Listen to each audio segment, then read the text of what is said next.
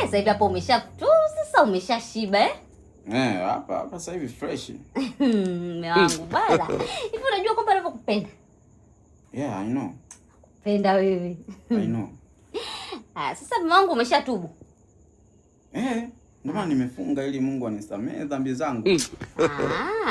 Sasa unavyotubu usiwasahau na hawa.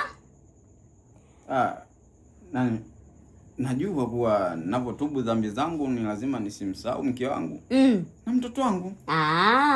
Lazima niwaombee.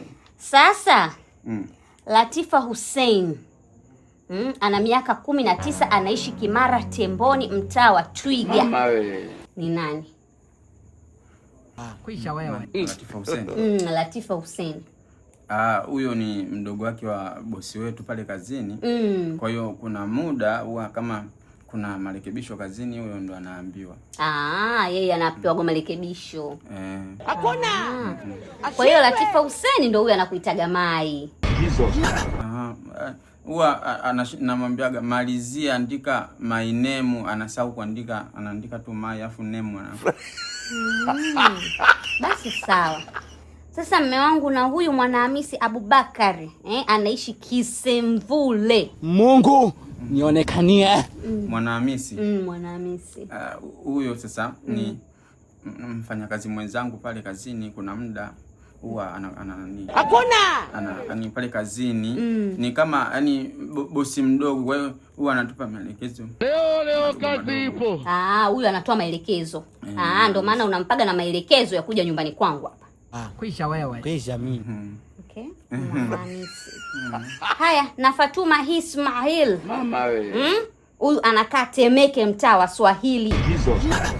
Ana miaka 24. Kuisha wewe. Fatuma. Fatuma. Fatuma.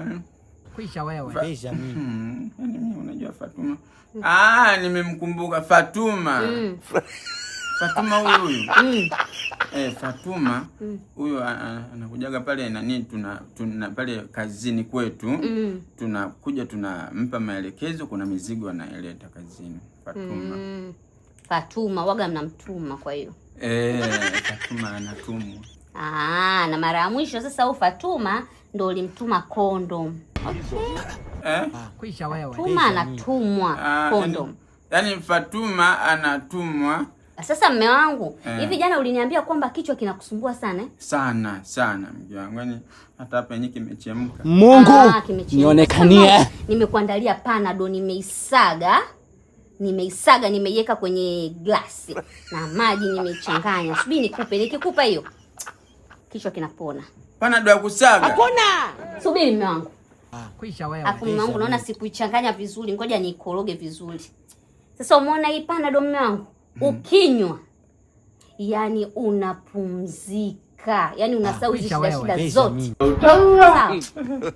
Sasa useme ndugu, kama hii ndio njia kwenda mbinguni, mtu anaanza kusema tu Panadol ya kusaga.